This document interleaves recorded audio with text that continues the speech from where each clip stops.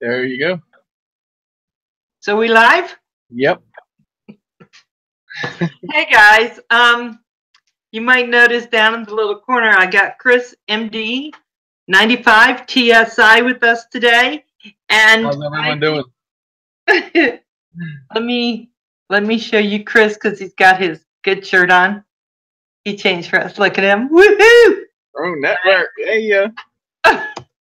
So I think we're going to do it the way we did last time, and I'm basically going to ask some questions, get some answers. You guys chat, do what you need, and then what I'm going to do after that is open it up to questions from y'all. And if I see a question, I will try to make sure that I go back and ask it. And if Crystal wants, she can help me with that because I'm a little scattered today. I had some technical difficulties, and thank goodness Crystal was there for me. Thank you, sister. And of course, Chris. So Chris, I'm going to ask you some questions. So I'm going to go small and let you go big. There we go. So Chris. Brother Neil, welcome. I'm sorry, guys. No, you go ahead. We got Flying Trucker, Baduga, Luis, Nathaniel, Crystal, of course. Krista. Captain. Bob Bob Biker. And I know we have someone here. Hey, John. John. And let's see. So if I forget anyone, please excuse me. Please excuse me because I'm only seeing the chat so far. So Chris, let me start with you. Where were you born? I was born in Baltimore City. So I know you talk a lot about Baltimore. How long did you stay there? I was born in Baltimore, and I stayed there till I was roughly 19, I think I was, and I moved down here. My brother lived here on the Eastern Shore, and I come down to visit him and just love the environment. From the fast city life back to like a country life, it was so much nicer. It is from Baltimore, because I didn't live far from Baltimore for all my growing up. So Baltimore was always seen as a place that was a little bit scary. It is. It's rough. Yes. So what was your favorite thing to do as a child living in that environment? Riding dirt bikes is what I really got into. We had a place that was an old landfill, and then they were over there working on it. Now it is like beautiful townhomes and all, but they were working on it. So the guys went ahead and took their bulldozer and made us all like a little track, and we all go up there and just race dirt bikes against each other. Nice. That was like the only and best thing to do. So do you think all your years in Baltimore influence who you are today? Yeah, on the smart side, I guess, of things, like to understand things, to know, in other words, growing up in like a city life like that, nothing's easy. So everything, every little thing to like anybody else is like so much harder up there because it's everything's faster. You're moving at 100 miles an hour. So yeah, I'd say a little bit, but I'd say wiser as I got older. Right. I would say so too, Chris, because I can just imagine.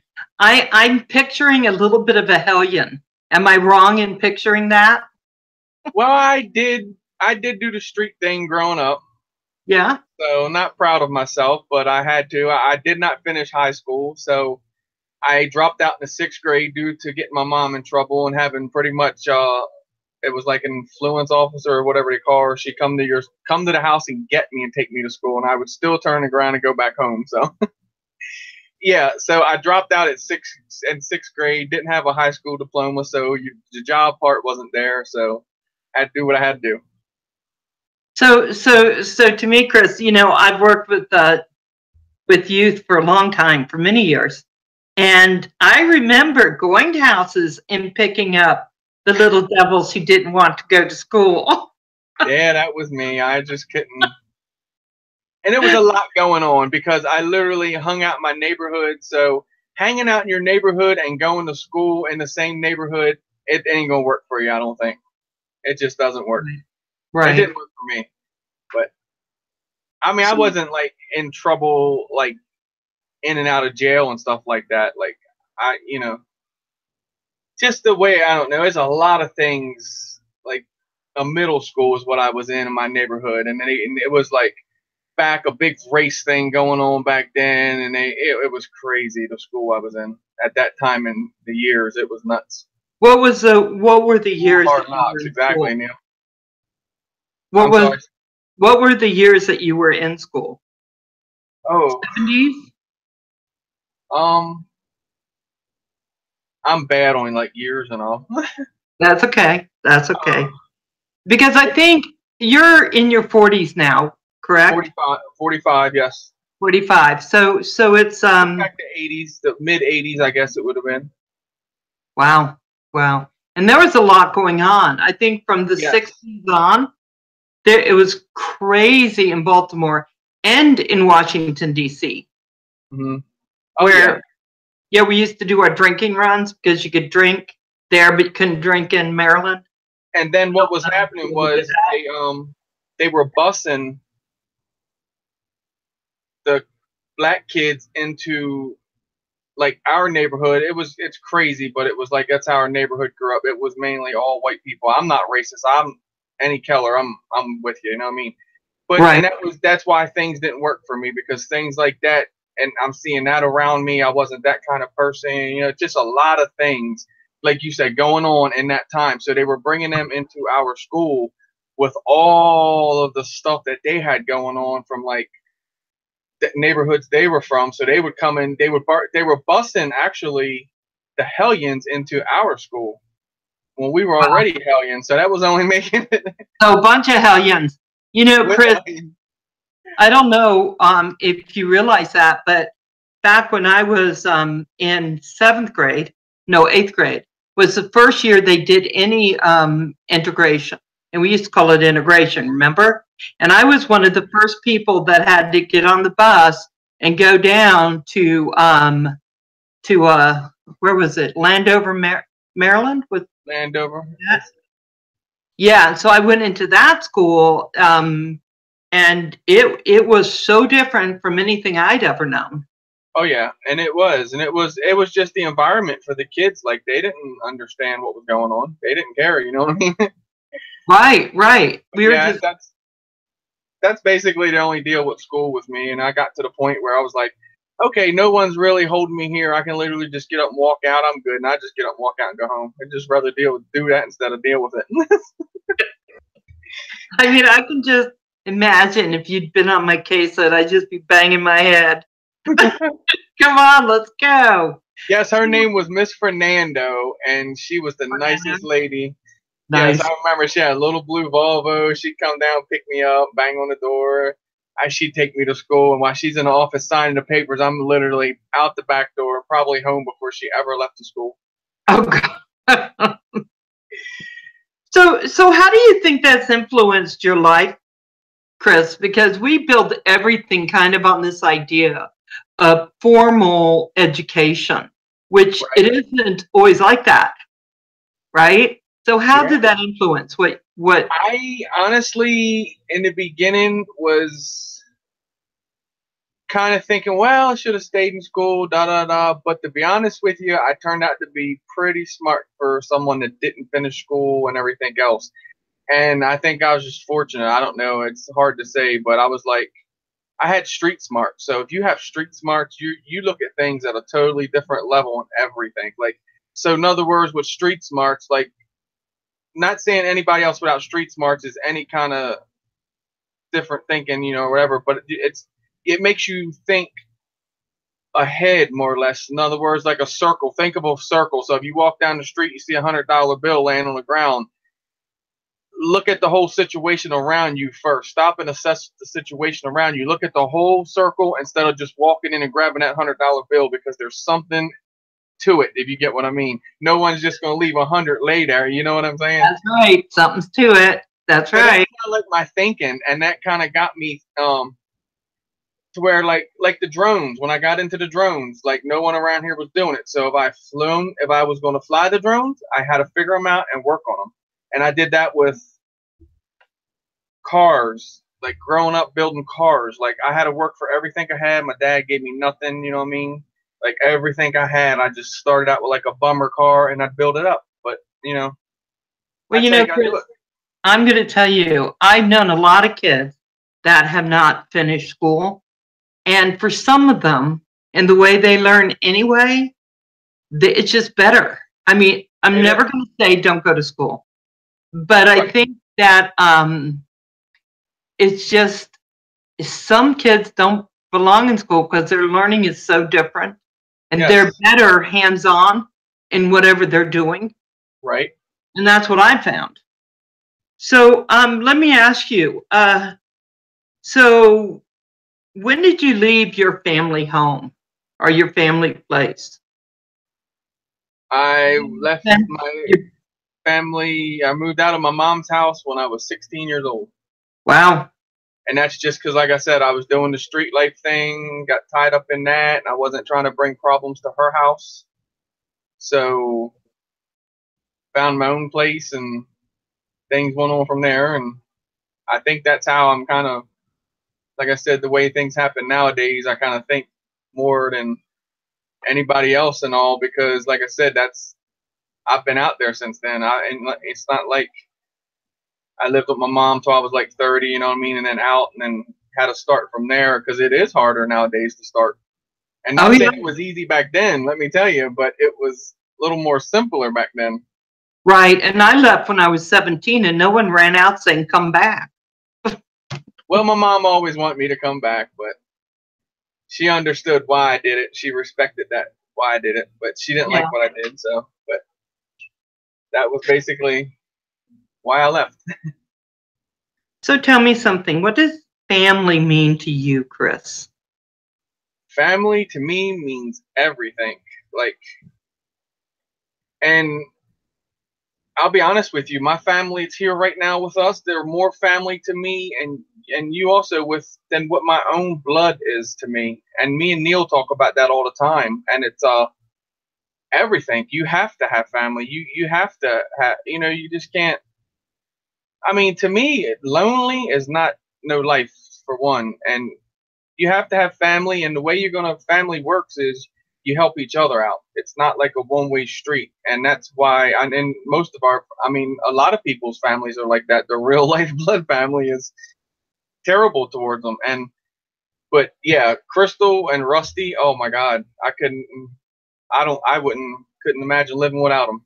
It's So tell me something. What was it like when you first found out you who really needed a solid family around you, I think, especially if you've been on the oh yeah. street a lot. What did it mean to you when you first found out you were going to be a dad? Well, that part I'll let everyone know when I met Crystal. Uh, Russell, I adopted Russell. Russell was already born, and he was like a half a month old. About Oh, he wasn't much, and so I got to like know her, and then, or I say half a month, I say half a year is what I meant. So then I got to know her, and then it was like honestly, her mom was trying to throw him in the middle to run me off because she's like, well, I'm gonna go out with Chris tonight. And she's like, oh, well, you got Russell tonight. She's like, yeah, I know. I'm gonna come by and grab him, and we're gonna go out with us. And she was like, huh? What do you mean by that? I I've always been into Russell, and so I stepped up to the plate and adopted him, and did it all legit. I contacted his biological dad and handled everything, and we took it to the courts and took care of everything. But yes, amazing to it's growing up the way I grew up, it's a lot because and it's like me and him, me and Russell, that was us. Summer was me and him. So this was me and his time right now. He'd be just getting out of school, uh doing everything. Man, when he started working and left the house, oh, it killed me. And then he had to go away for a week. Yeah, it killed me. So family, yes, family is everything to me. yes. I mean, it shows up in how you are, Chris. I think it's one thing I really noticed about you a lot.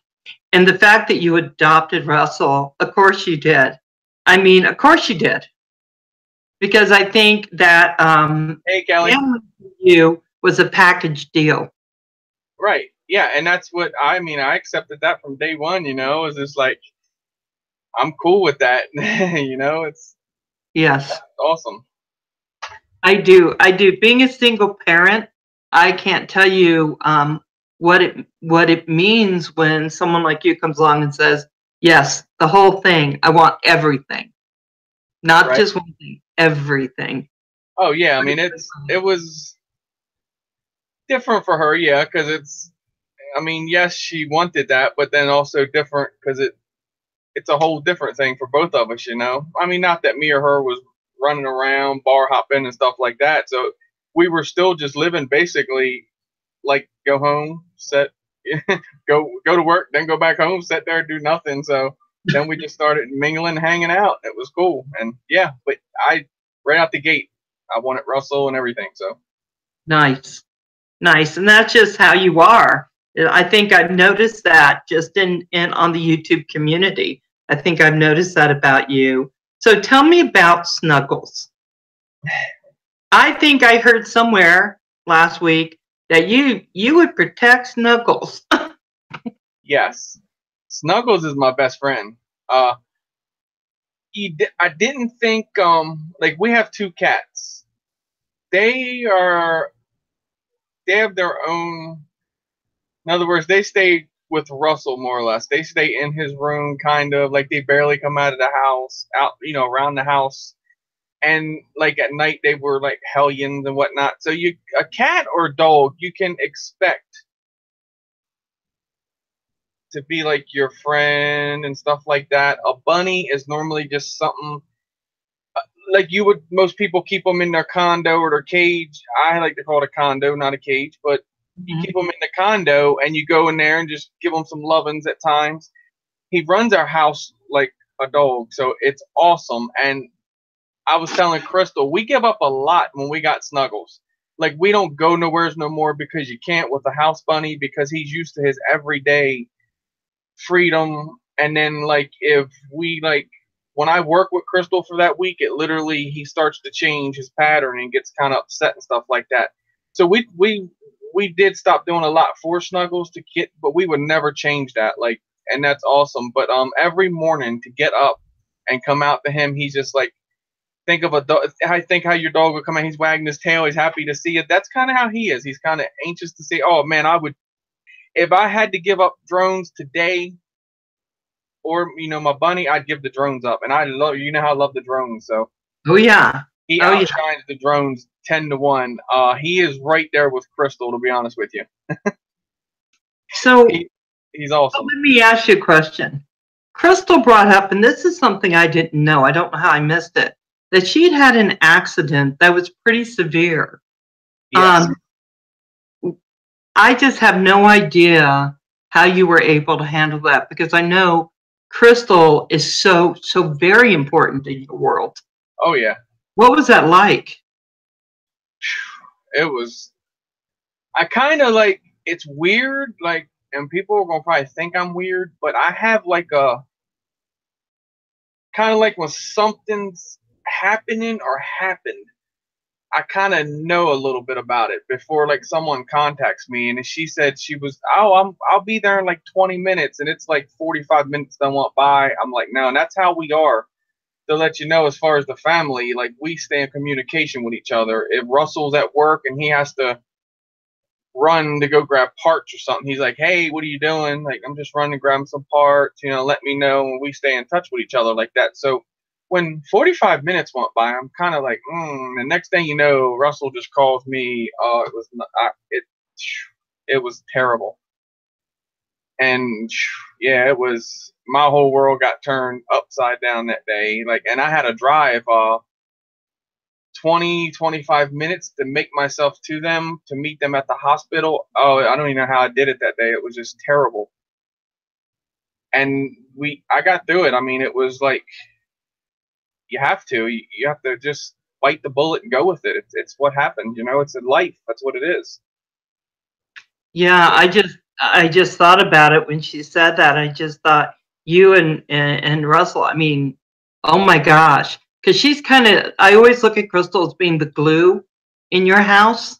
Yes, she is our everything. Right? She And so she does everything.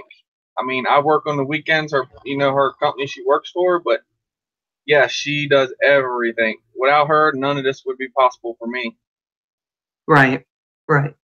And supports me in everything I do. And we She's support each other, so. So, sister, we love you, just so you know. Yes, indeedy.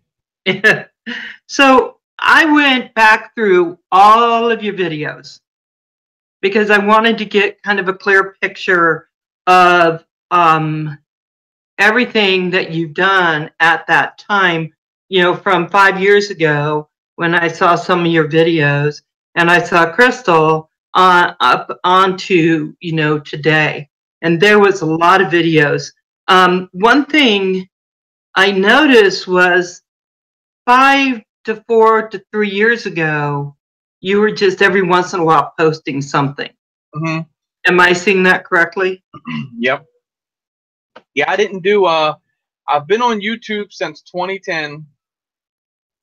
I was into, like you said, posting every now and again. I got into the guns, used to go to the gun range target practice and post that on there. If I do, like, I kind of, like, I had the YouTube. I don't think I wasn't using it, like, I guess, like I do now, that's for sure. So one day when I got into the drones, just something clicked and it was like, okay, take the camera with you.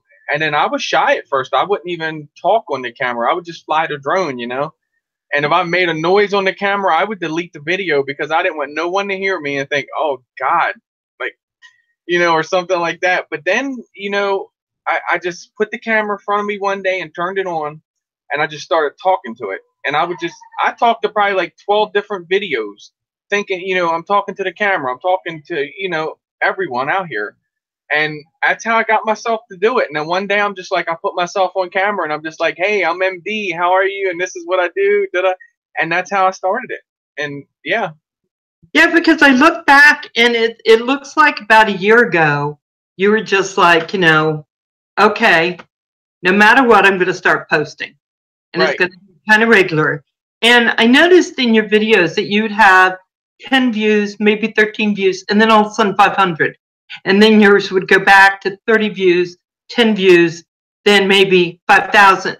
I mean, your channel was, though you were being consistent, was really up and down. How did you handle that, knowing that you had something, but you just weren't yet targeted into it?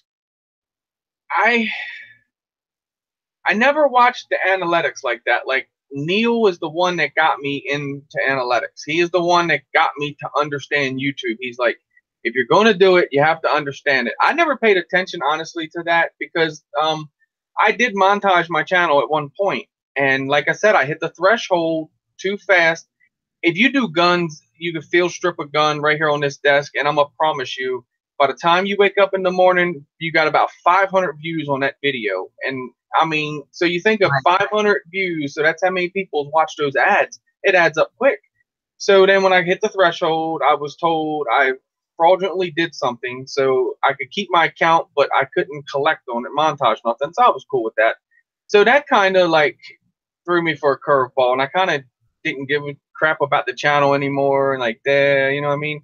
And I didn't realize there in a long time about it, what it was about too. Like, I knew people were watching, but I didn't know, like, when I got into the drones and started posting and realized the family that was out here, it was amazing. And I was like, you know what? It's not about YouTube. It's not about being paid. It's about showing the family what you do, sharing your knowledge of what you do and things you figure out. Because when I first got into it, I had problems that I couldn't get solved because I tried to put videos out, and if you went through them, obviously you saw that, and there'd only be like 3 views on a video asking for help, and it's like, right. So let's see, where am I? Okay, so in January, something absolutely changed on your channel, right? Do Right? you know what I'm talking about? The Inspire. I I don't know if it was a drone per se, but I remember that's when I started watching you more consistently. Um, And you started doing a lot of live streaming. yeah, yeah, because I mean, honestly, I could say maybe it was yeah, it was January when I met Neil. I would say when I met Captain Cook, that was like I said, I was like starting my channel. People knew who I was. I was going by bigger channels, and but yeah, probably January I would say is when me. I can't remember exact time. I'm bad on times, but I would say January is when me and Neil met because when me and Neil met, that's when honestly Everything my happened. yeah, like my channel just started turning, and it's like that's why I try to tell him, and that's why I do what I do because you know how many people start out here, and you done it when you start out going different live streams. They don't know who you are. Right. Comment on a channel if you even if you have like the same problem they're having, they don't know who you are, and that's why I told Crystal, and you know when I started doing this, that was what I was stopping. If someone comes in and they're new, I'm you know welcoming them in and you know helping them out. That's what it's about. And I feel like YouTube before we came along and all the family, I feel like still would be crap. But now I feel like we're taking it somewhere is what we're doing. And that's all of us together because we all are like one big family. Like I'd like to have us all in like one room. Right? We would have a gang. It's kind of like we're all growing together, and we all Yes. started really growing in that January. And I think when I saw your reminder saying, "Hey, I'm going to be live on Captain Cook's channel," I think it was around the 18th of January because I was looking through all your videos and I thought, "Oh wow!" So that's why such Yeah. an immense change. Yeah, because I remember it was like it was right around the first of the year I met Neil because I remember I think it was New Year's he actually called me. I was actually in bed and he actually called and I was like, whoa, this is Captain Cook calling. You know, I jumped right up out of bed. Hey, and that yeah, that's so yeah, my channel like I said, I noticed that like and I told him that when I got with him, it's just like my channel started getting places. I don't like I had a lot of the people still coming to my channel. I think it's the live stream. It's that's what pretty much YouTube's going to nowadays. Yeah, because I've been trying to win those giveaways since January. I just want to say I've never been lucky with it.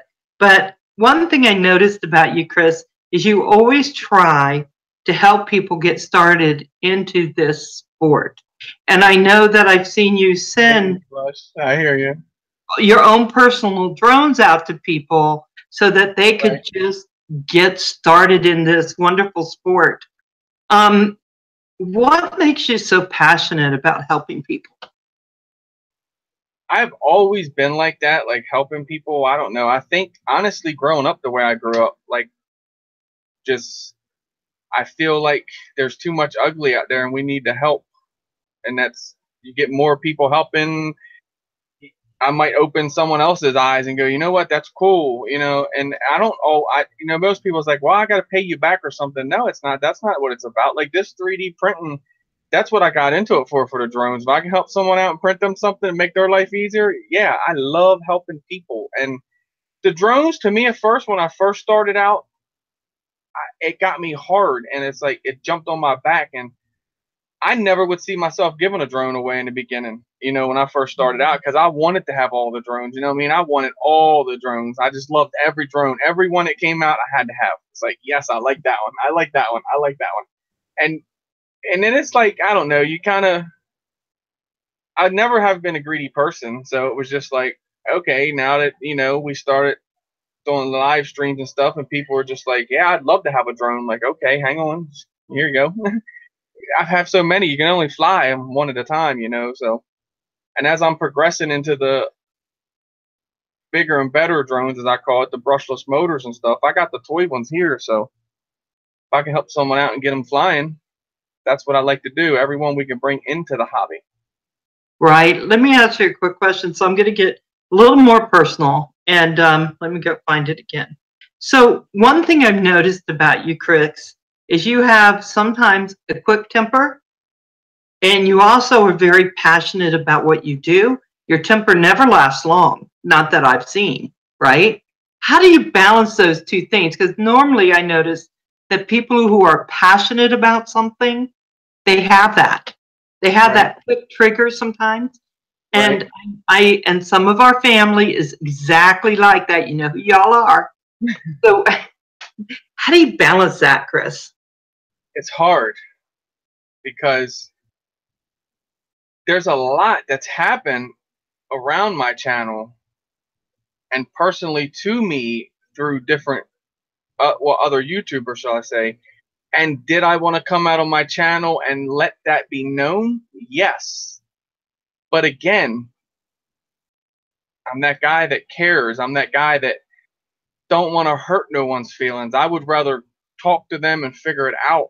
And then, but in some scenarios, you just have to figure out if you want to be the bad guy, the good guy, or just walk away from everything. And sometimes I did do that in some cases. I did just walk away and let there be gaps. And that was better because everybody's got a temper and everyone can come on here and show another side that none of us has never seen.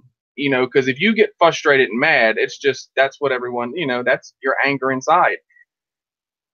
It's hard to say how I balance it. Flying, I don't know. That's what makes me happy.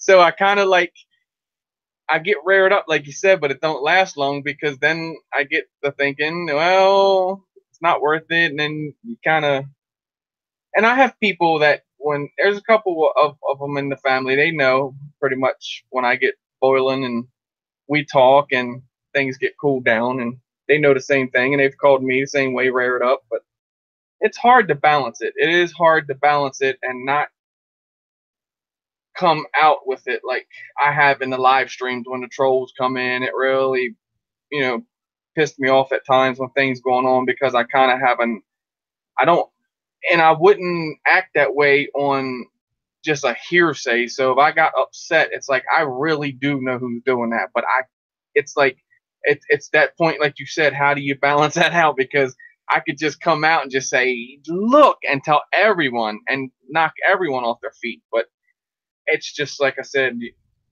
don't want to hurt. No, I don't want to hurt no one else's feelings, even though they don't care how they hurt yours when it happens. But that's how it is, and it's social media. When you put yourself out here like this, you have to expect it. Everyone has their opinion. So if you're posting something and they have a negative comment, go with it. If they give you the thumbs down, go with it. That's their opinion, and you can't take their opinion away from them. So that's basically what I do too. I'm like, okay, I'll go with it. And if they try to tell me something, I'll listen to what they're saying. But you have some people out there just try to make your life harder, and you can't make nothing out of what they're saying. It's like speaking gibberish. You know, I've really noticed that because the first time I had someone call me fat and stupid, I was like, what? What the? And then I just okay. And of course, you know, I felt that way today when I was having trouble with my technology. I mean, we all go there, but that's the frustration right there that does that to you, though. Yes. Yes, I get frustrated and call stuff piece of crap and everything, and it's $1,000 sitting there, you know. But it's not. I don't mean that at the point. It makes you frustrated, and that's the point that you get to. Yeah, I think so. I do. So one thing I noticed that when you went to 3D printing, that was pretty exciting because I've seen 3D printers. I've been around them a little tiny bit, but that's when I started thinking of you as the king of the mod, you know, of being able to do mods on that because you were actually making your own parts. Right. Yes. Is that how you saw it?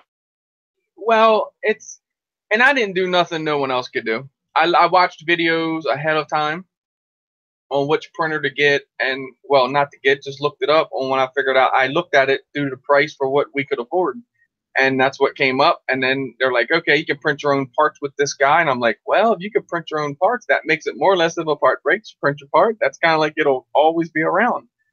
So I mean, basically, to me, 3D printing's not as hard as it seems. So I'm not like as far as like a brainiac on that part of it. It is a little bit that you have to be involved with, but it's like basically if you could take the card out of your GoPro, your SD card, and pop it in your computer and copy the files, you can do the same thing with printing. It's all done the same way. I just find that whole thing fascinating, and as frustrating as computers and cameras and lights and trying to make everything work together. Right. I just think I'd hurt myself if I did 3D printing. Well, it's pretty much like I said, setting the machine up too. Like it's because you have well, you got 1, 2, 3, 4. You got like 6 points moving at one time. It has to all move in sync with each other to make it build something. So, but it's easy. I mean, honestly, it is so easy. Believe it or not, it's like the hardest part's probably putting it together, leveling out the bed, leveling out everything, and lining everything up. Once that point is, I think anybody could run them. I honestly do.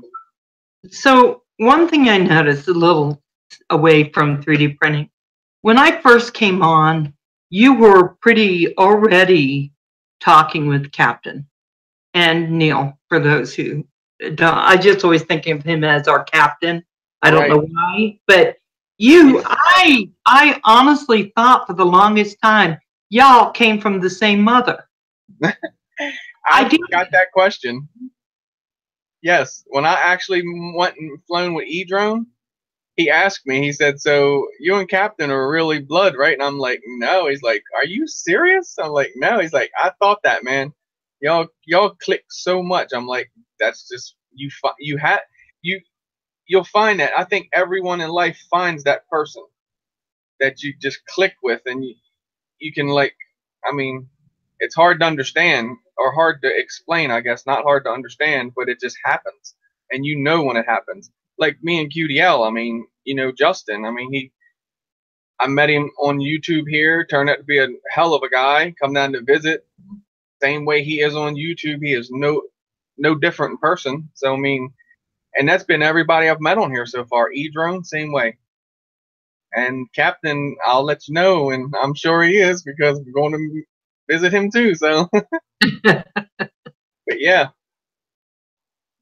Yeah, because I really did think that's why it clicked so well.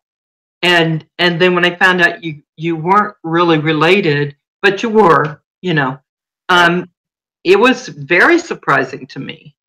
Yeah, if we were blood, we probably wouldn't be as close. We are, you know, saying, because your blood family, they're the ones that kick you in the nuts, and your family, you know, you expect, like, kind of the things that your blood related family do to you. You would expect that off of a social media site or something, you know what I mean, where you hang out, because you know people just on here. You don't know everything going on in their lives. You don't know what they do every day. You don't know their struggle. So you could expect some attitudes and kind of, you know,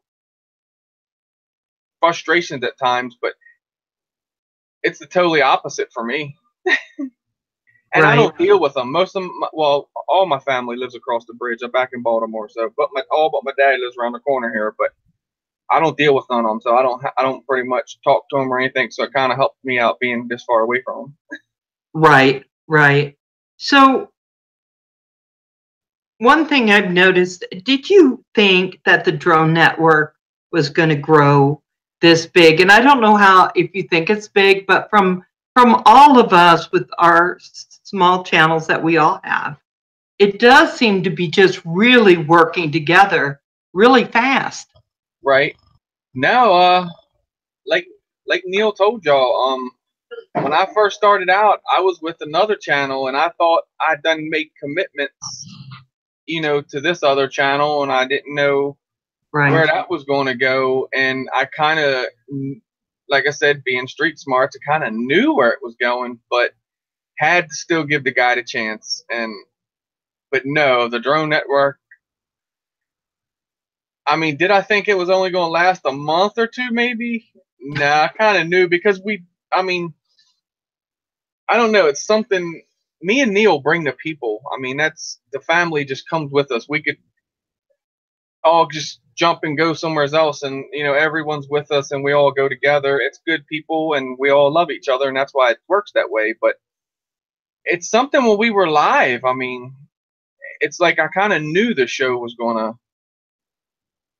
kick off and go good. I mean, we had some obstacles in our way in the beginning, but the obstacles got out of the way, or shall I say, we removed the obstacles, but or went over them, around them, whatever we did. But we done it in the way we should have done it instead of getting stupid and doing like most channels and most shows would have done. Put all the publicity out there, and that just, I don't know. The negativity is just crazy. Like, that's why I stopped watching TV, because you can't even watch a TV show without there being the father and son get ready to beat each other up and all that. And it's like, you see enough of that. So I think that's why everyone likes hanging out at the Drone Network.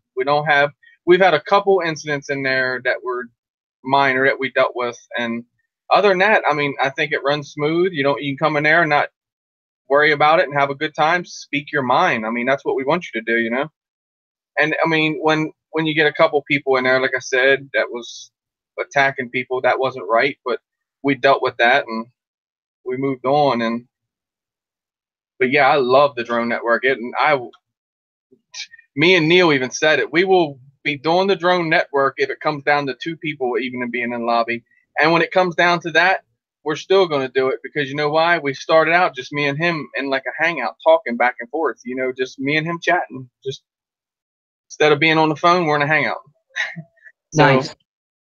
I know, because we hear that when you guys, before you go live, you have secret meetings. Yes. That's what we hear. Then we gotta take all the party stuff down when we go live. So that never comes.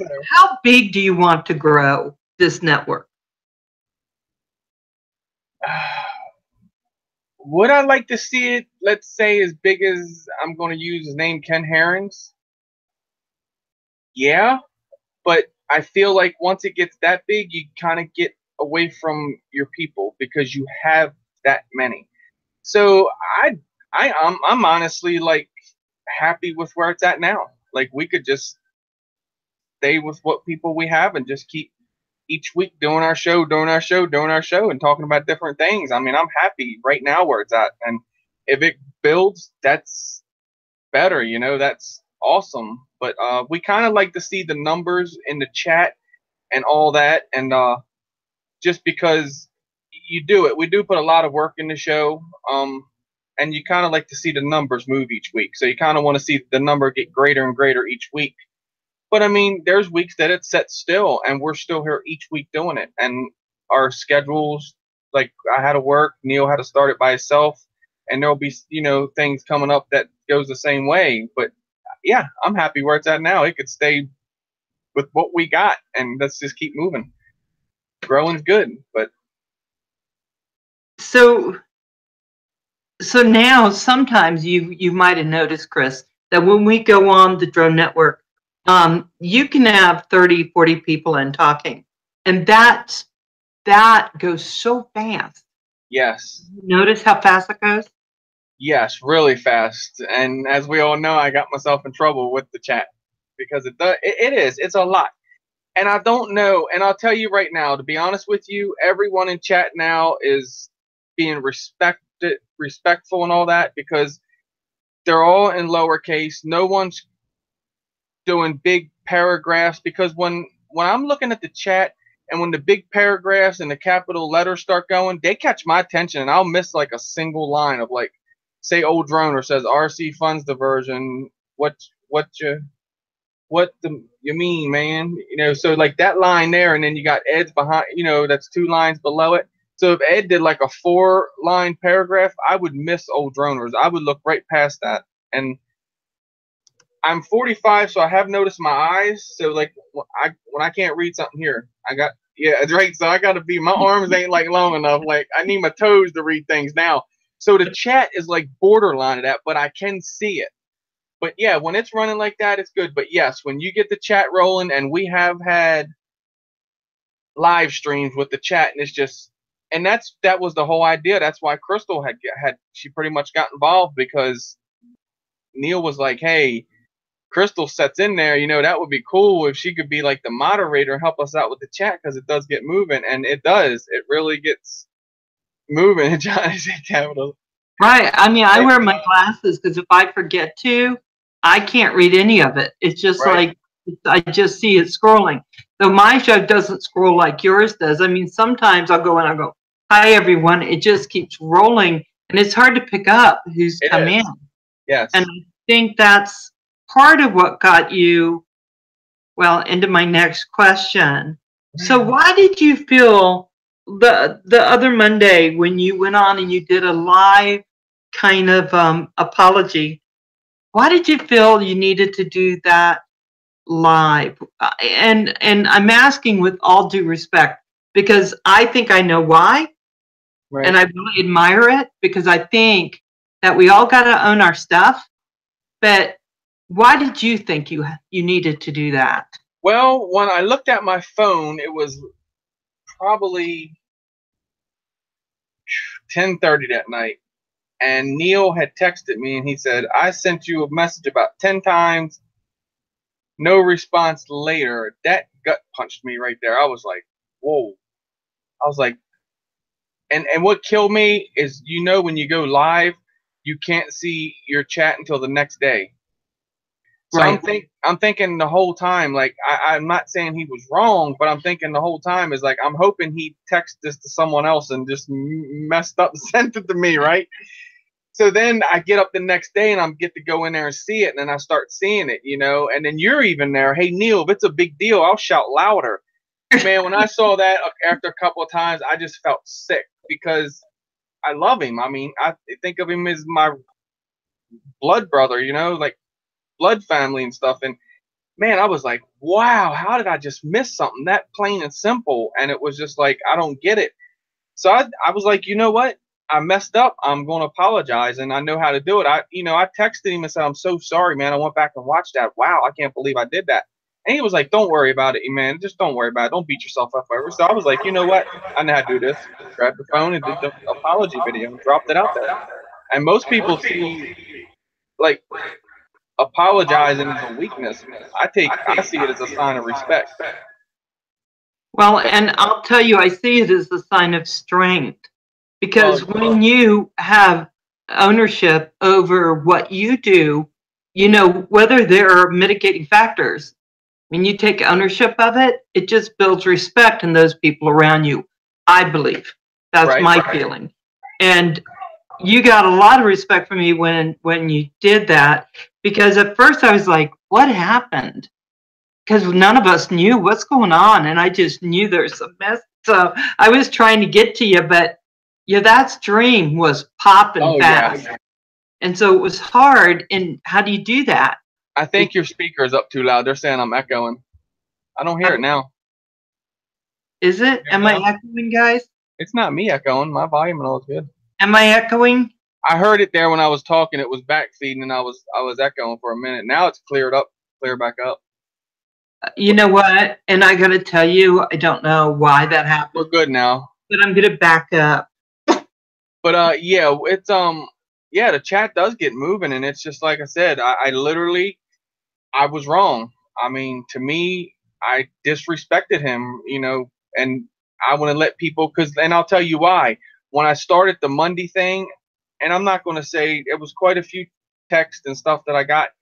People thought I was more or less pulling away from the drone network at that point when I started doing my Monday thing. I'm like, no, I don't. And so then when that happened in chat, I was just like, that's just like another level adding to it, and people might be thinking even more about that. And I'm like, no, let me clarify this right now.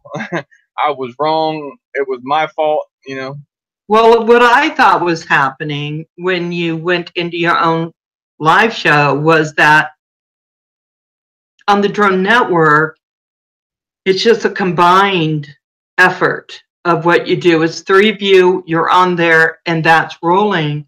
But you also have your own stuff, and that feeds to your channel. And that's always what I thought it was.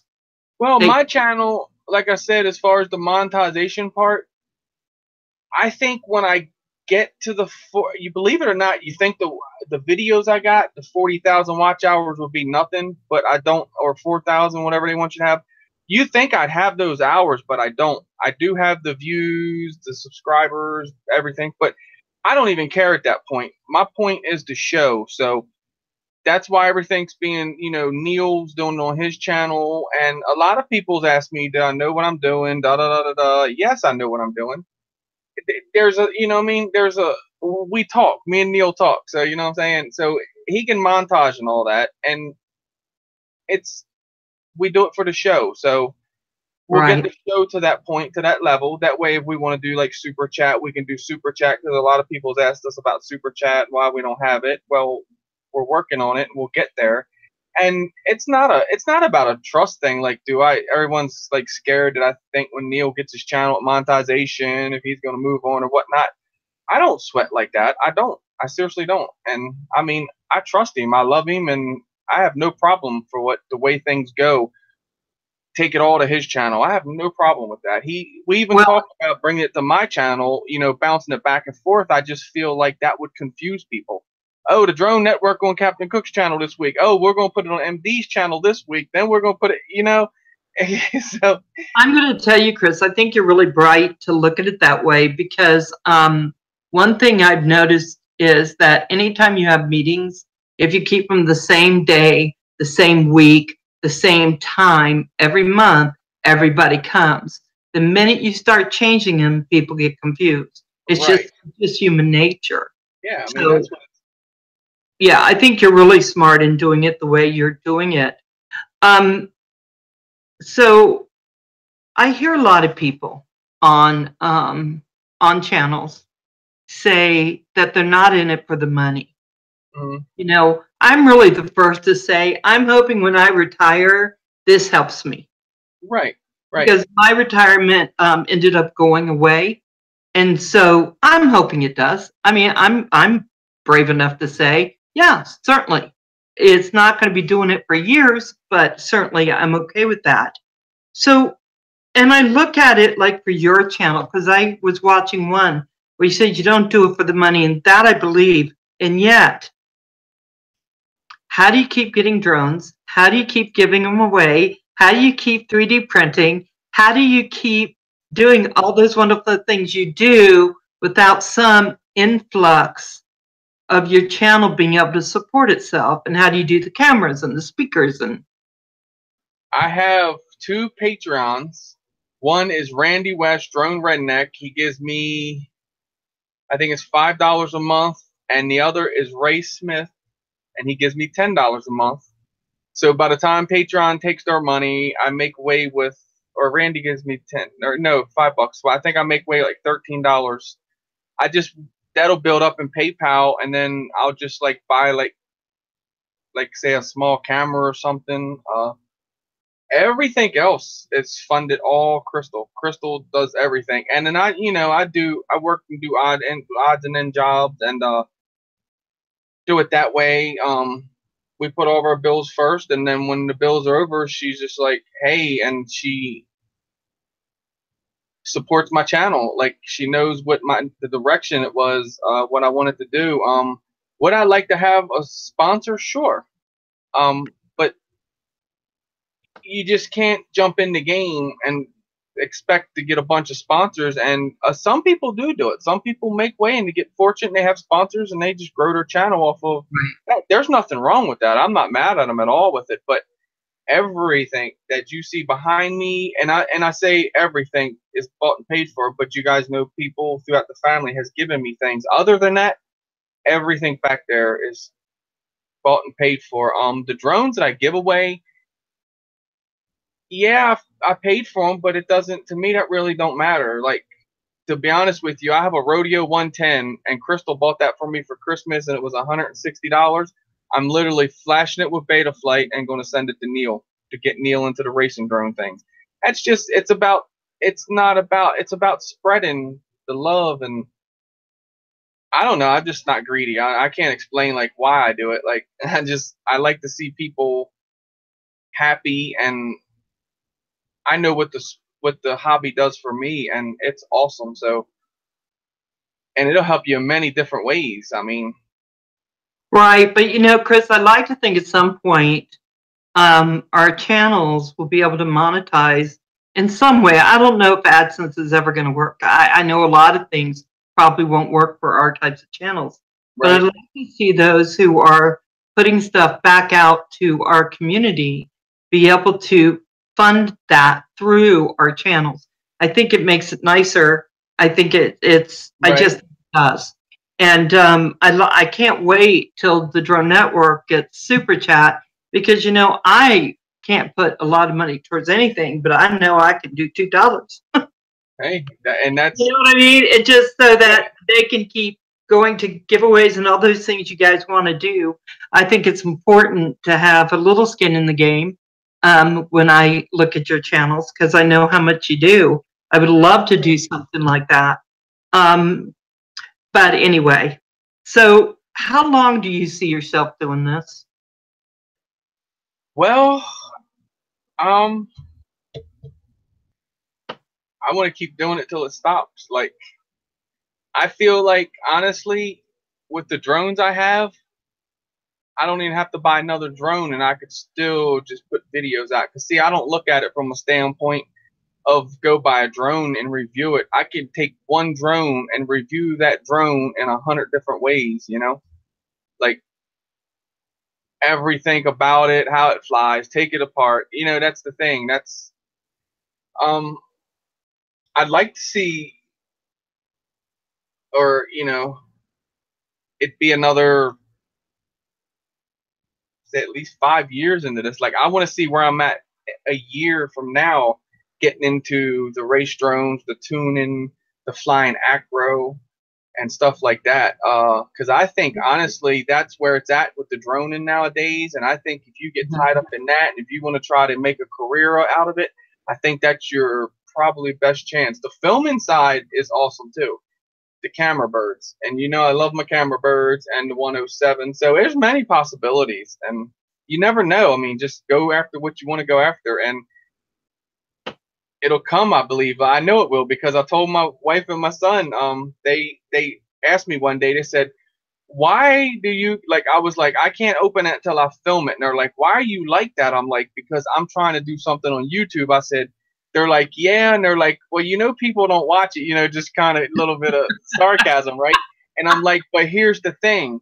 I will get so I will let my voice be heard on YouTube one day, and they kind of just both looked at me and like, yeah, you know, just joking around because without their support, I wouldn't be here. But yeah, and here I am, and it's like now it's awesome. Like I said, I think like sometimes like you without YouTube, yeah, it would be boring again. It would be me out there flying in the field. Well, now that Justin's here, but it would be me out there flying in the field talking to a camera again, and that's you know that's what it started from. And Because I want to tell you something, Chris. When I asked you that question, I'm trying to read the chat as we're going. It's not always easy for me. A little, you know, scattered sometimes. But Crystal said forever. She can see you guys doing it forever. that's good. So, And hey, I like her. I like her that she's saying that because, like I said, without her support, and everyone knows if you're married, you don't have the wife behind you, you're not going to do it for long. I mean, you have to do it in spurts. You have to do it when she wants you to do it, you know, and they can right. say you're henpecked or whatever. It's called love. It's called respect, you know. And but yeah, hey, forever sounds good for me. Like I'll be in a wheelchair as long as I can move these hands. You know what I mean? I'll have the bird in the air, and that's yeah. Well, see, and for me, it meant a lot. The Living the family dream, meant brother. a I lot, hear you. Chris, with everything you've done. Because when I first started, my family thought I was insane. They couldn't believe I was doing it. Why would I do it? And the family really, you know, and you guys know all of you who have supported me, which is all of them, it made a big difference, because otherwise I don't know if I could keep going down that road and not having any support at all. And you having your wife's support and your son's support is huge. Yes, it is. It's truly awesome. So I got another question for you. So you know that you have a beautiful wife. Your Crystal is gorgeous, and she smiles, and she's just always, 110% behind you. And a lot of men flirt with her. They're loving your Crystal. I'm just saying.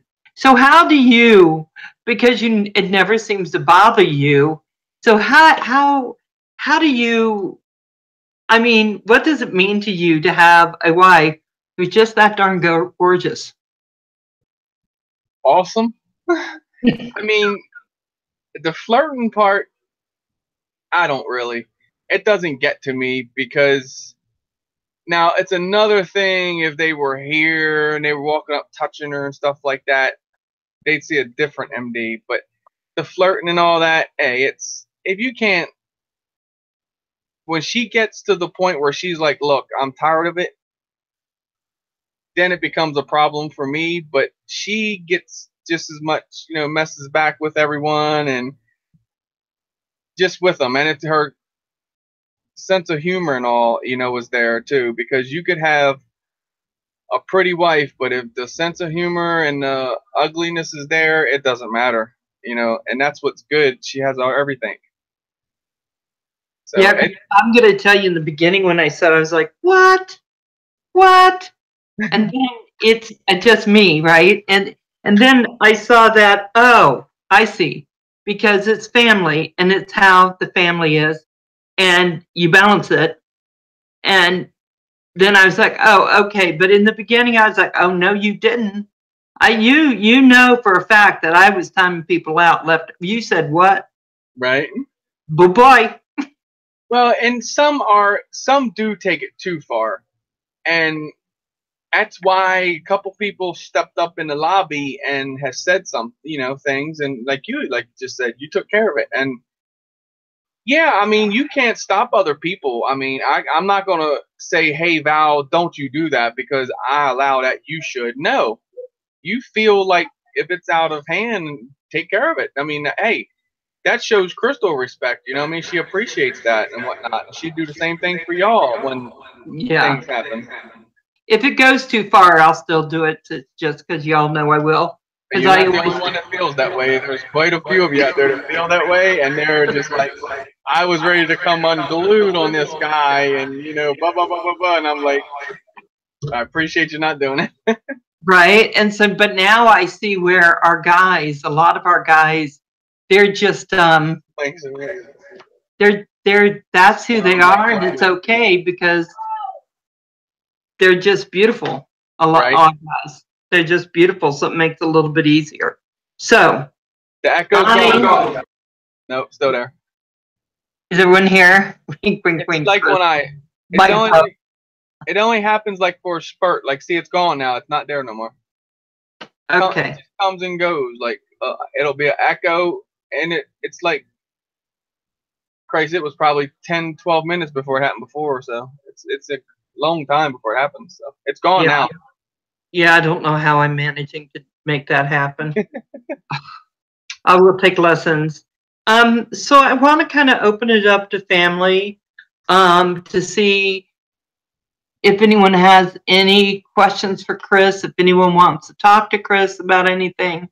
So it's open. Hey, everyone. Sorry, I wasn't ignoring chat. I was just trying to focus.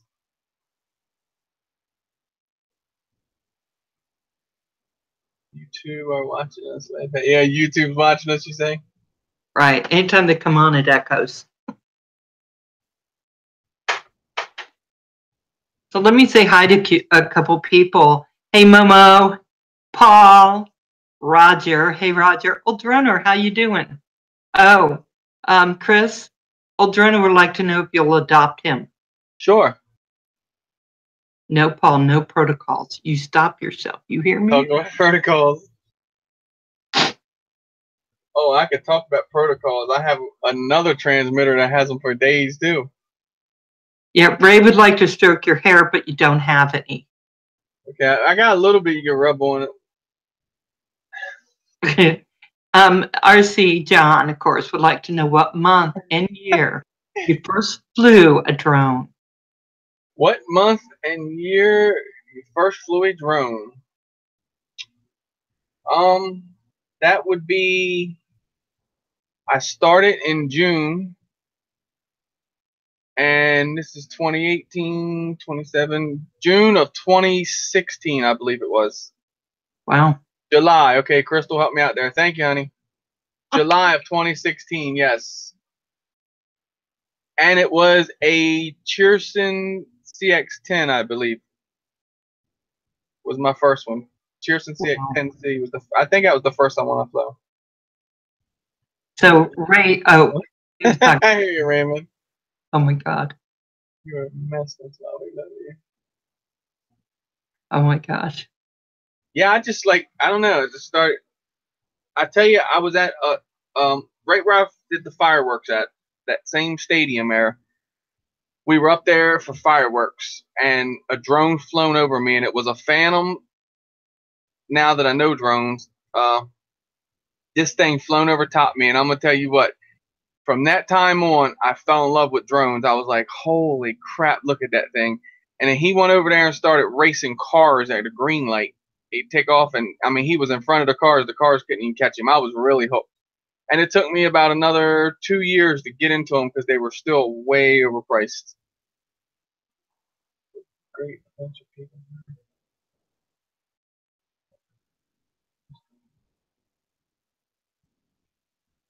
No problem, Bill. That's what I do, brother. Help people out. So Love My Drones would like to know, Ed would like to know, how long before you bought your second one? We got that one, and then yeah, the F2C Crystal's talking about. I literally took that out. That was hers, and I turned the camera onto it with a little 1S battery, kind of like what we give Mo. Fly away, and it did. It literally flown away, and still to this day we can't find it. Gone. $27. That's all it took me to understand these things can fly away. Yep. Let's see. And I cried like a kid. It was terrible because I was mad with myself. I'm like, how can I remotely control something and let it do that? Not realizing the whole time, not knowing about these things, have a program to fly back to China. Old Droner has it and wants to know if you like it back. You want it back? I looked for it in them woods. I wouldn't be surprised it didn't fly at Bear to Iowa. What was the first present you bought Snuggles? First present I bought Snuggles.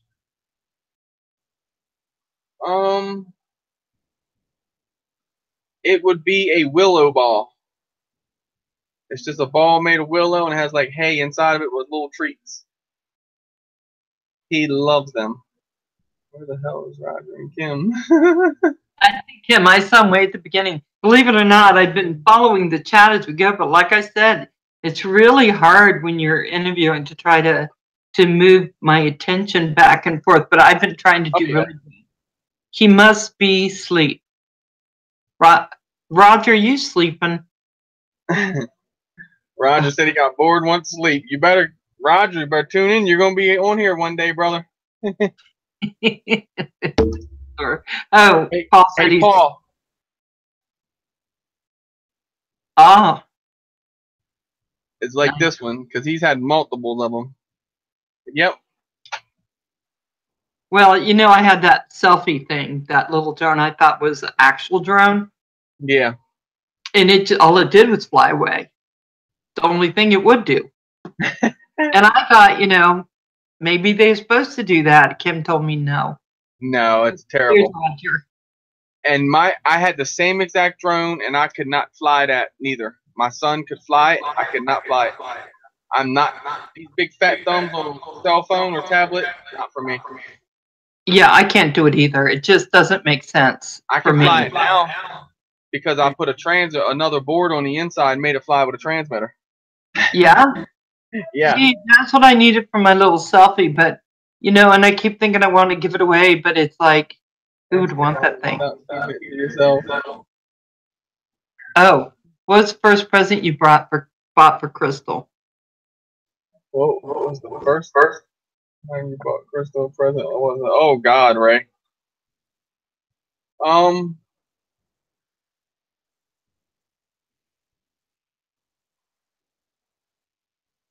I think I'm wanting to say a vacuum cleaner. Oh. You know what? It's funny, but back in the day, it was nice to get a vacuum cleaner that worked right. Hey, when me and Crystal got together, she didn't have one. She was sweeping the carpets. Oh my gosh. Yeah. I remember those days. Tell Crystal to come in.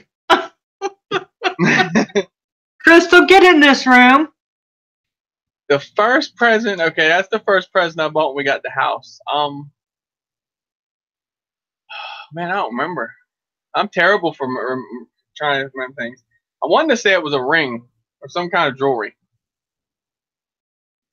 I don't know. Crystal, what was it? What was it? She said water globes. Oh, you're right. Yes, it was. It was water globes, not water globe. Globes, yeah. No, it's kind of. I'm terrible for that. Like I am. Oh my God.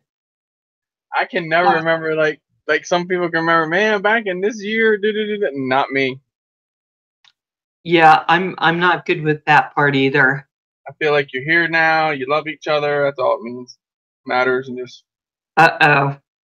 Water globes for Christmas. You fail, Chris. I was just playing. I knew they were water globes. When is Crystal's birthday? Hey, homie. Boom. Got you on this one. 4/19/77. Oh my God, the year I graduated. Crystal, Anniversary is 4/26. Year. You guys gonna want the year on that one. Hey, that's good remembering the month and the day. And it was 17 years ago. I don't know, 2002, I think. I'm bad for that. But look, I can tell you my driver's license number or social security number. I know my driver's license number. I only have to pull out my wallet. Because you know why?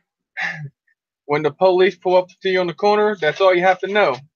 He goes, ID number.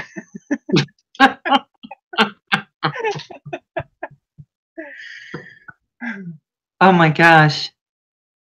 What was $100, Ray? Did I miss something? I know I missed something. 2 dozen of long stem roses, Ray? Nice. That's because you were trying to win her over, Ray. I've already won her over. I was just. No, I'm terrible for that. Crystal knew that. She knew. She was thinking, they got him right here. Oh, you are class of 77? Credit card number. There you go. No, I don't. I don't have no credit card, so I can't tell you the number to it. Nice. Crystal keeps all them. I'd be in trouble with them. Let's see. Is my 2002. I was right on the year, so there you go. Ding, ding, ding. Well, I don't know. When I try to think back to all the years, I can't hardly make head to itself. I know when I graduated because I didn't know I'd graduated. I thought I had failed high school, and so until I went and I signed up for college when I was what was I? I was 39, and I went to sign up, and I felt like I had to explain to them. They got my transcripts, and I'd passed, so that was a surprise. Ed's gonna go back and clean and cross out my drink. Love you, Chris. I know, homie. You saw me falling to the ground, try to trip me on the other foot. Like, come on, get him on that birthday. Whoop. You just said anniversary first, you probably throw me off.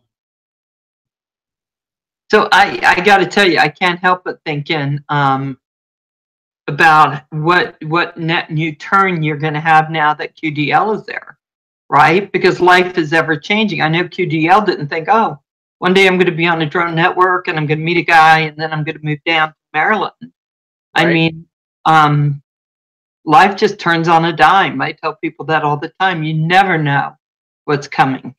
Yeah, I mean, he's going to, you know, still do the normal living thing. Like, he's going to get a job, but yeah, on his time. And now, like, basically the same way. He flown by himself. He didn't have nobody. Now I'll be there filming him. He'll be there filming me. I just feel like we can have better content for the channel now, because you ain't going to miss the shot. We'll be doing different things, going different places, flying. Me, him, and Russell, and Crystal will be our camera person at that point. So yeah, it's cool. And you know, like I said, I trust Justin. So the thing is, like I said, with Snuggles, he takes to Justin. He really, like, jumps right in Justin's lap and all that. So he kind of likes Justin and all that. So the good thing is that then I could, like, go visit Neil with no problem, and Justin, you know, could hang out here and help us out with the bunny. And it's kind of, you know, it's not only us helping him, he's helping us too. You know, we're helping each other is how it's working. So right. Yeah, we're just glad we're able to help him out, and when he was down and out, and that's what it's all about. Old Turner, you're right. Life turns on a dime. Here I am with not even 2 cents in my pocket. Yeah, actually, that's awesome that Flying Trucker met Old Droner.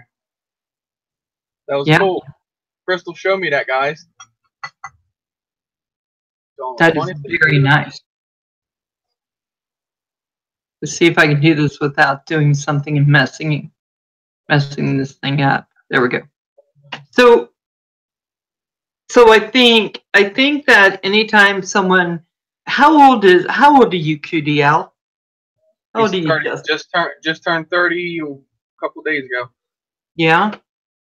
So this will be a good match for you guys, because a lot of our younger people, and for me, 30 is younger people. And my son is, my oldest son is older than that. He's 36. But I think that they need someone to help mentor them if they don't have that now. Right. And he flies drones. I think it's going to be a lot of fun. I think Crystal's going to have to really run to keep up with you now.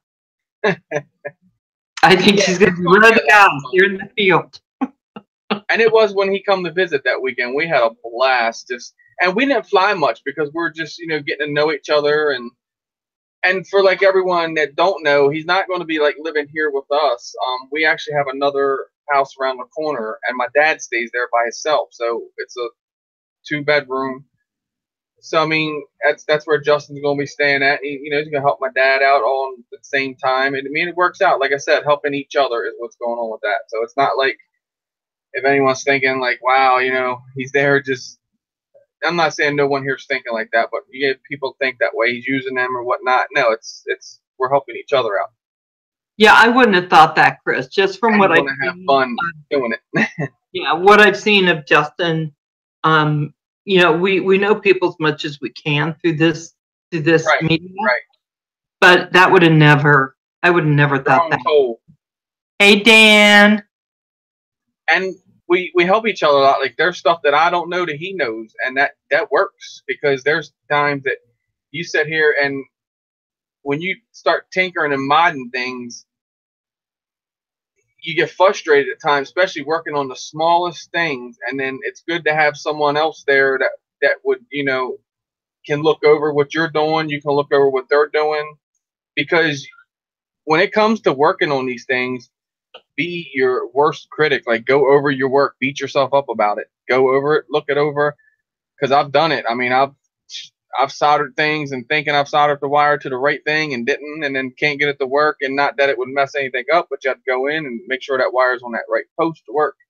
And then hours and hours and hours of beating your face against something when it's just simple switching the wire around and everything works fine. Right. So yeah, it's fun to have someone else there to kind of help you out and you help them out. Oh, so I was going to tell you, Brian on here, True Drone Reviews, started with part 1 of putting lights in. And we haven't seen that other part, but I really do need to change my fluorescence out in my kitchen. So if you could please just go ahead and pop those other part 2, 3, 4, and 5, I'd appreciate it. You know what?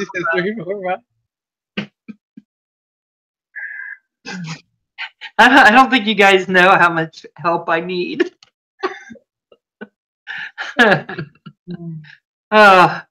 So is Paul, are you in? PDR, so help me please. Oh yeah, trucker. We're just catching up. Yeah, that's what I'm doing. Drone pull. I love you, Dan.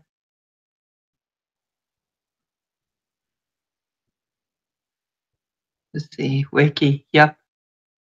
Wiki, do you have any questions for Chris? Because I just have a sense that you have some burning in your mind. What do you need help with, Brian?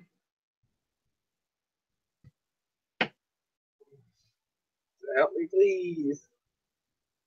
Wakey already tried to trip me. He tried to trip me on Crystal's birthday. Okay, Val, help. Handyman. Handyman. There you go, Ray. Be a good handyman. I need a handyman. Kim's like, wait a minute. I'm the handyman there. Well, Kim can climb trees, and yeah, that's a plus. Heath. Hey, Heath. How you doing, darling? Welcome, welcome. Yeah, Kim gets around pretty dang good. It's crazy. But you know what? I can't imagine, unless Roger would like to put one up, of Roger climbing a tree. When is old Droner's birthday? I'm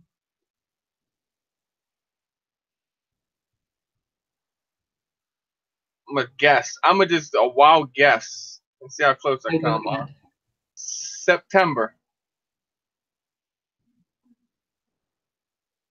September morn. Am I close? Yep. Oh, there you go. Ed said, hey, Muppy knows a thing or two about lightning.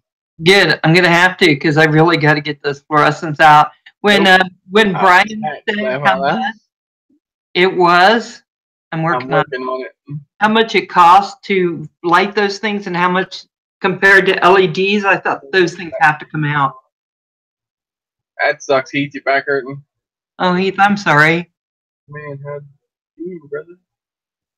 Hey, I like that Speed Racer video you did. Been yeah, that was Speed Racer, yeah. I'm in November too, Ray. Me too. November the 12th. I'm 4th. See, that's why you have that temper, because you were a Scorpion. Like yeah, me. Crystal tells me that. Yep. That's what happened to me, I think. If Roger gets that spark in a tree, he'll climb it like a orangutan. Oh my God, John. John's a trip. I gotta say, John, you crack me so bad I can hardly breathe half the time. You just crack me up. Yeah, some of the stuff that's on these live streams, they are. Oh my gosh. I was rolling yesterday. See, now they'll probably say the echo. But no, I heard myself there a second, but I don't hear it now. And I don't hear any back from mine, so I'm not sure if mine's causing it. Yeah, drone pool, that was crazy. Of course, I'd have been standing on the tip of the rock. That would have added a little bit more to it, but that was crazy, dude. That was a nice shot right there, man. I'd love to just drive from here to there just to film it like that. Yeah, that was beautiful. The only thing different you could have did was have a parachute run and jump off the cliff as you're flying your drone down and catch yourself on camera. You couldn't have made that no more epic than that. I miss. Scorpion. That's why I'm such a so. I hear you, Brian.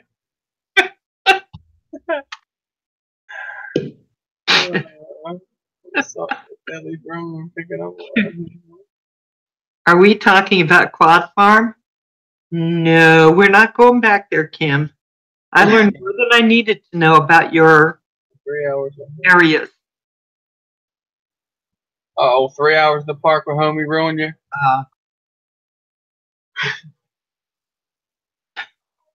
That's a good idea, Chris. Wouldn't it be, Dan? Look, take the drone off, have the drone out a little bit, woof, jump off that cliff. That was of course, having your transmitter around your neck with a lanyard. That way you can pull the cord. I'd recommend pulling the cord and then grabbing the transmitter, probably. You get too much involved with trying to get the drone lined up, realize you didn't pull the cord, you're going to go down pretty quick. Oh my gosh. Oh my gosh. I mean, I can, if you start sending people over the cliff, Chris. Yeah, Ed, you got to go check out that video. If that video don't go viral, man, that's beautiful. And the song he put with it was right on the money. Yep. Yep. Better on the head. You know, drone pull, that inspired me so much. I almost went and got my own tutu, and then I decided, no. No. The breeze will handle that.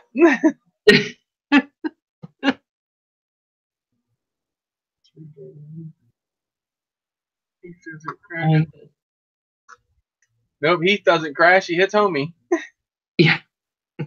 Hey, I told Justin, I said, look, now you being my homie Paul, you do understand that you may get hit with a drone. He goes, okay, and when you're filming me, you remember when you get hit with one. Don't you send me your tutu, Dan. Don't you send it. Anyone knows when you connected to the next channel all systems. Huh. Yeah, they try to psych you out there, Kim. When I fly with the Inspire, I get a battery warning. And I was out over water. I'm like, bring it back in, check it out. Nah, just keep going. You have to. You have to. When you fly them, it's like I get, you're probably not at that stage because that's your only drone, but it took me a while to get there. But after a while, you don't care. And it's not that you don't care. It's that you're not letting your nerves beat you up about it. So you just put the drone up in there and push it out. That's what I do. I mean, I can't wait till I get that much into the racing drones to get that much calm into it, because that's where you have to be. Val will send all the women to tutu that Val. Oh my gosh. Thomas, what's up, brother? It says your Wi-Fi is a weak password. Oh, Kim, that's just because they want you to change your Wi-Fi because you're set on the default Wi-Fi. So Phantom always has the default, like the solo is the solo. So in other words, if somebody sat in the bushes and timed you on hooking your drone up, they could steal your drone, lift your drone right off the ground, get out in front of you, linking it up. Unique's the same way. They tell you to change the password. But yeah, you don't have to worry about nothing like that, I don't think. Just tell it, yeah, and turn it off. Hey, Thomas, how you doing? I think I said Thomas come in. He just came in.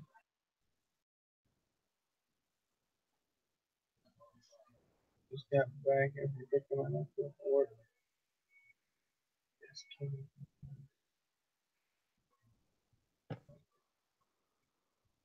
yeah, exactly. David even said the flying trucker doesn't matter. That's just why I said just tell it. Yeah, whatever. That's what I tell it. I never change it either. Like, if someone's gonna steal your drone, I mean, I don't know. That's retarded. But I guess it's happened before. That's why they've done it. I don't know. Pot of tea mashed. Just hit the OK button to go on my business. FPV. So really quick, I'm going to just remind everyone when the shows are. I know most everyone in here knows. But let me just get it out there so I know I did it. Tonight after me around 9:30, Kelly Polson is coming on. So if y'all want to catch her, hit her at 9:30. So let's start with Monday. MD95TSI, and I think it's called Off the Wall. Starts at, is it 6:30, Chris? I usually start around 6.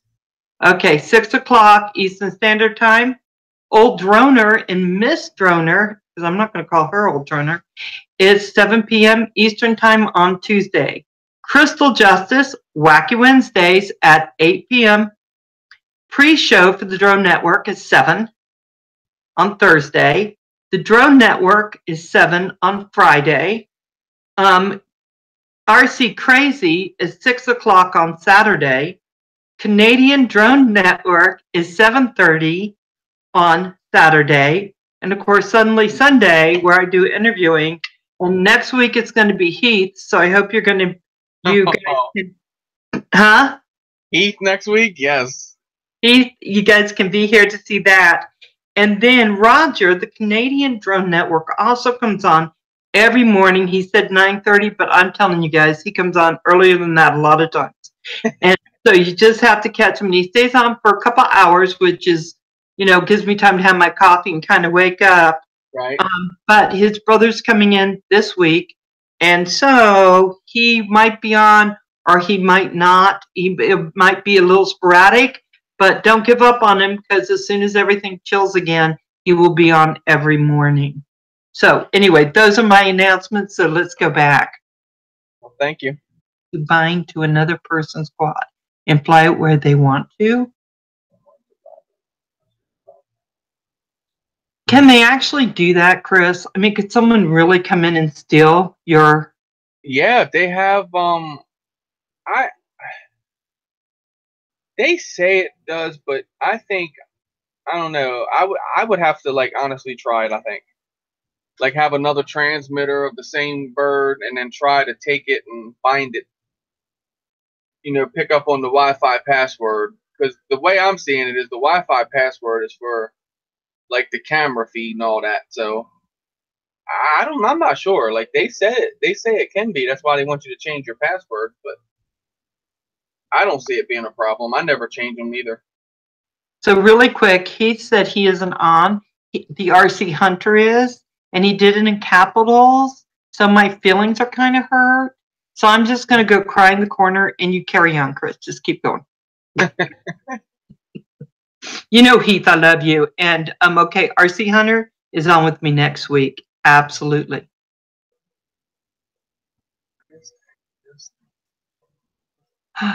Drone Mythbusters. I would like that show. Oh God, I don't need another show.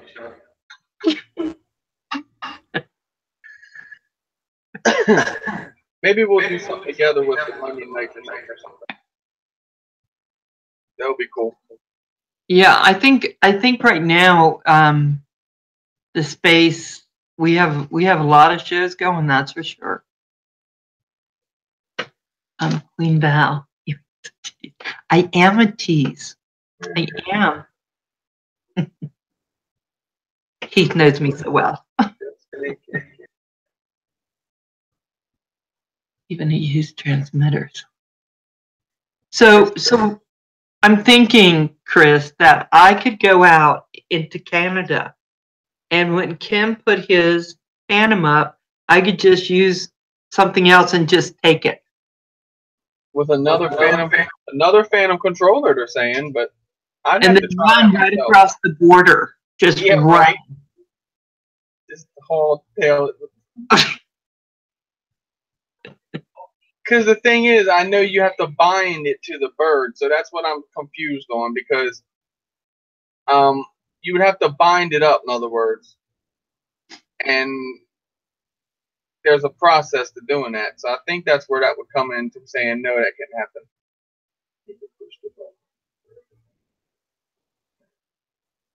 Yeah, exactly what David's saying. That's what I'm thinking. That's baloney. Maybe there's ones out there that do. You know what I mean? The transmitters were like working together, and you could honestly do that. I know the toy grade quad, you can do it. You can take a toy grade quad, and if you got two of the same transmitters, it all depends on who turns their transmitter on faster. Wow. Chris, what are you doing making a split flip around? Hey, John, thank you, because you just crack me up all the time. So I'll see you on another show, but thank you for coming in. Night, John. Thanks for hanging out, brother.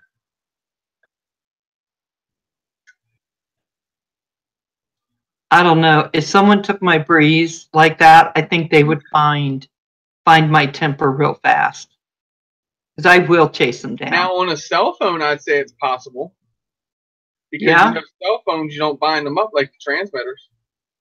I'd say on a cell phone flyer, I'd say that would very much be easy to do. Oh, wow. Somebody have the same app. I don't know, Chris. I don't, but I definitely would like to give that a shot. Hey, where is QDL? Heath. So is Crystal coming in the room? Crystal, Val Seaberg, get your hind in here. He's looking for you. Everybody's looking for you, baby. Come on, sis.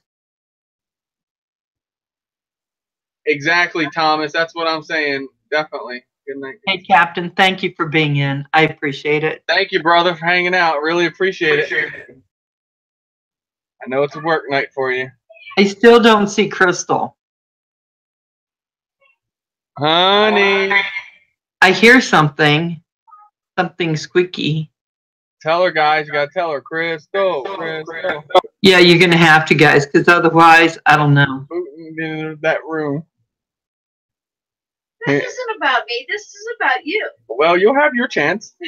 Yeah, come on in, Crystal. It's okay. And the week you interview Crystal, I'll let you know everything. Oh, I'm sure you will. I know. I want it ahead of time. Hey, guys. Hey, Crystal. Hey, Val. Yes, great questions. Oh, thank you. You know, I was looking through all the videos, and the questions just started flowing, and I thought, oh my gosh, you can really come up just by watching someone's videos, see what kind of person they are. It's very cool. Yep, you learned a lot from this video. The night captain. Oh, Ray, get your butt in there. Ray. Yep. She wasn't running for long. I can run, but I can't hide. Ray's, I feel a little better now.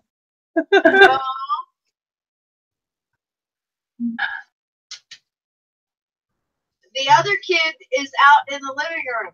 Why isn't he here? Justin!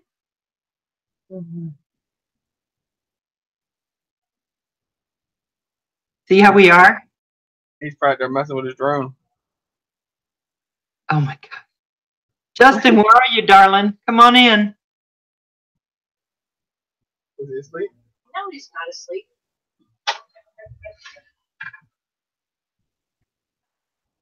So, Crystal, tell us secrets. Where you going? Just stand up for a second. Pop my legs. You got to turn your volume off. There he is. Hey, Justin. Hello, Bob. So how was your Greyhound the full trip, Justin? Right, Dan? A lot of stuff went on. It was pretty interesting ordeal completely. Wow. But it wasn't bad. I mean, I'd do it again if I ever had to. Most things were bad. It wasn't like a bad experience. Figure how many states play Ohio from now? I think I had 6 playovers.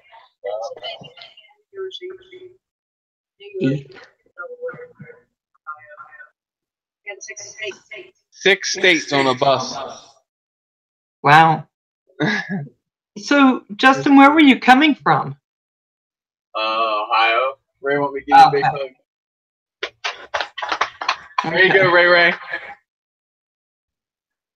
Baby Justin's phone has dropped. He's stupid. Oh my gosh. So I am happy. I'm happy you where you're gonna. I think you're gonna have a good time there, Oh, Justin. I do. So it's gonna be nicer. And Chris has a much better computer, so if you go live stream, we'll be able to see you clearly. I told him. I said, you want to do like a live stream or something on your channel? I said, just sign into your YouTube. I said, just tell them all that this is all green screen. That you green screen from MD. I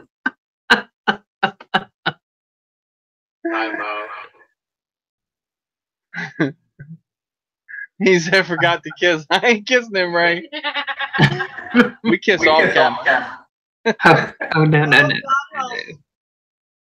And let John go. And like that, the stream turns. Right? Always. Yep.